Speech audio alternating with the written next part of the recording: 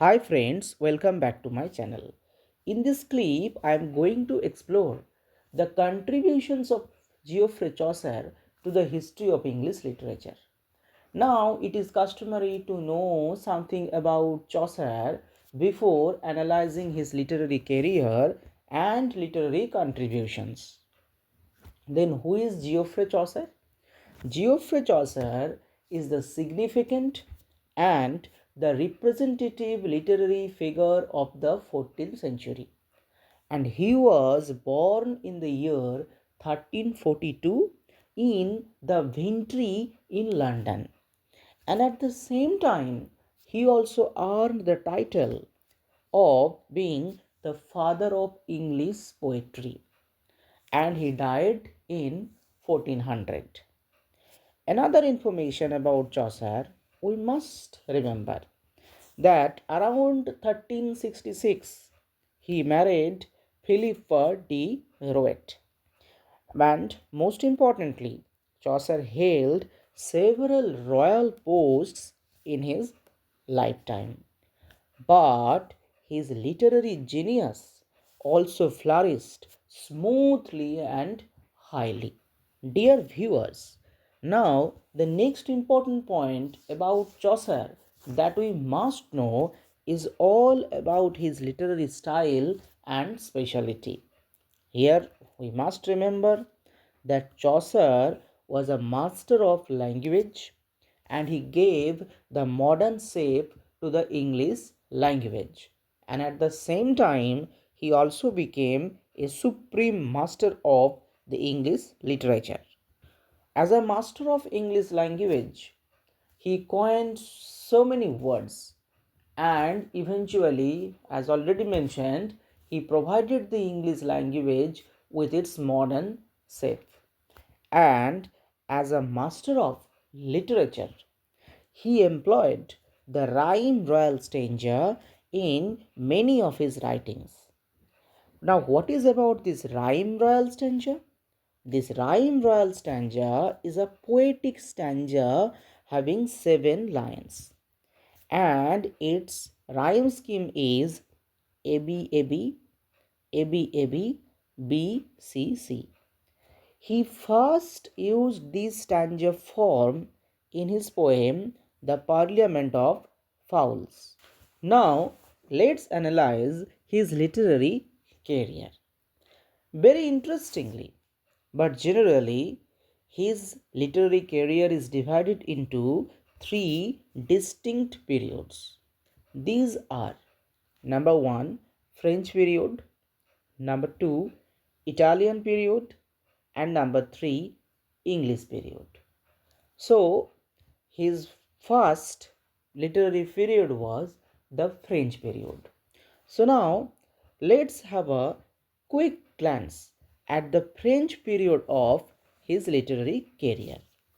Here we must remember that his literary career started under the influence of a medieval French literature. And Chaucer's first literary period, which is the French period, continued up to the year 1372.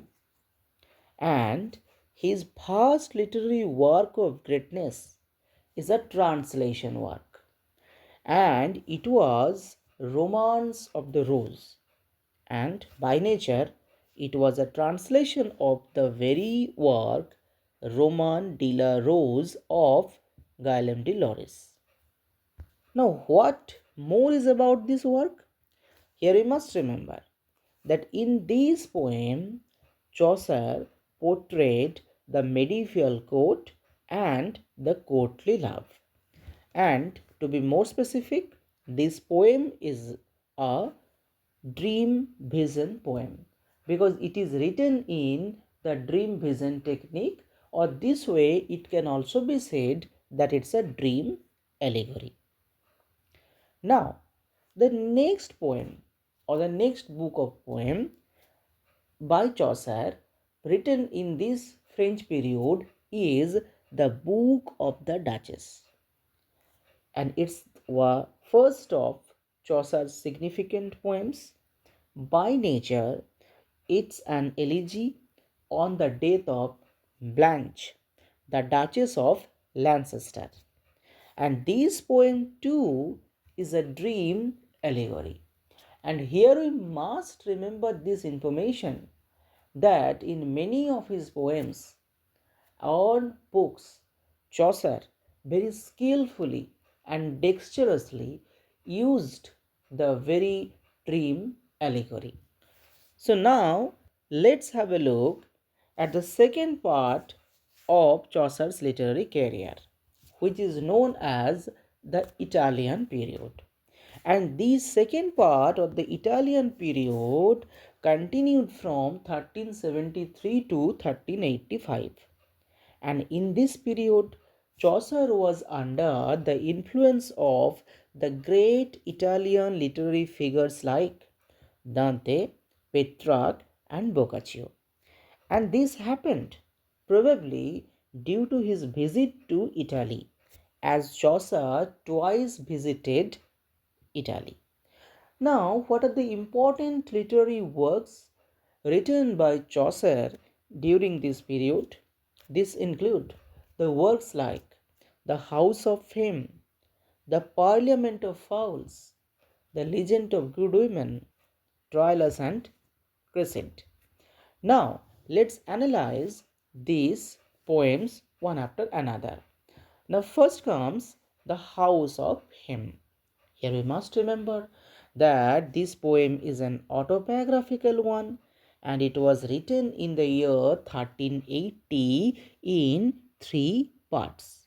And here the poet persona comes to know about the concept of love. And in this poem, the poet persona flies higher above the earth and is carried by an eagle to the house of him, where he actually comes to know about the concept of love. And in the last part of the poem, the poet persona meets the goddess Pym. Now, the next poem, it's the Parliament of Fowls. It is written in the dream vision style. And this way, like that of many other literary works of Chaucer, this poem too is a dream allegory. And it was composed to celebrate the marriage of King Richard II in 1382. And here we also got to know that the poet speaker enters the society of birds himself as a bird. And on the Saint Valentine's Day, the birds gathered in a special garden to choose their mates. So, this is something about this poem, The Parliament of Fowls. Next comes his one of the most important and significant poems, which is named The Legend of Good Women. And this unfinished poem of Chaucer is a portrayal of women who were devoted to love. And in total, this poem has a prologue with 9 stories. Now, the next poem of Chaucer, which was also composed during his Italian period, is Troilus and Cressida.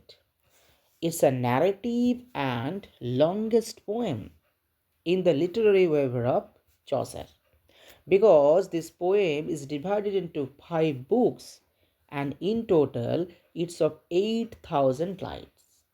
And this poem is based on the two very concepts, love and betrayal.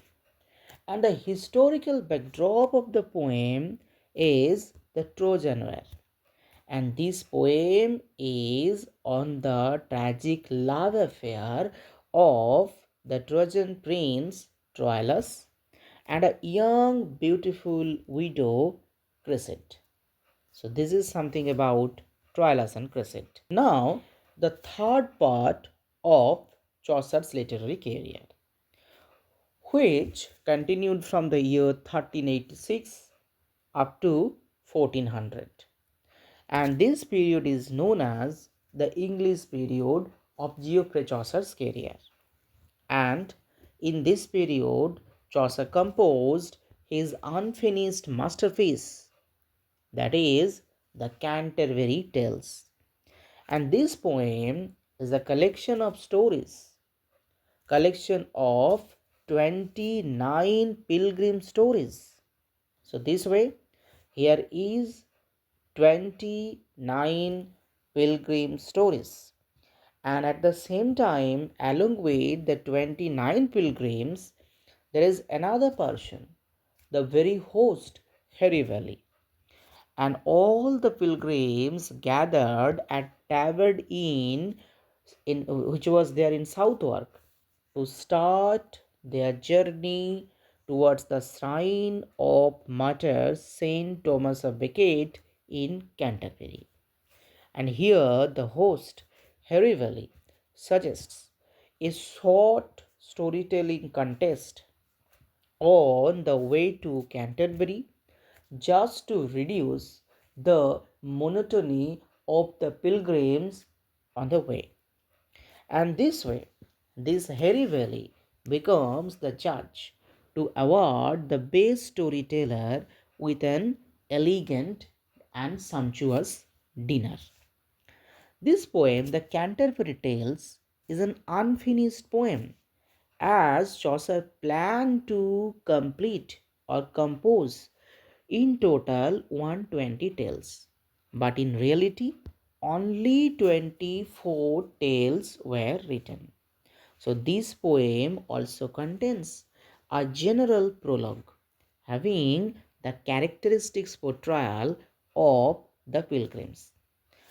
And Geoffrey Chaucer here in this poem chosen the characters from the different strata of society, and his characters include the knight, the squire, the prioress, the monk, the clerk, and others. So now something about the death of Geoffrey Chaucer.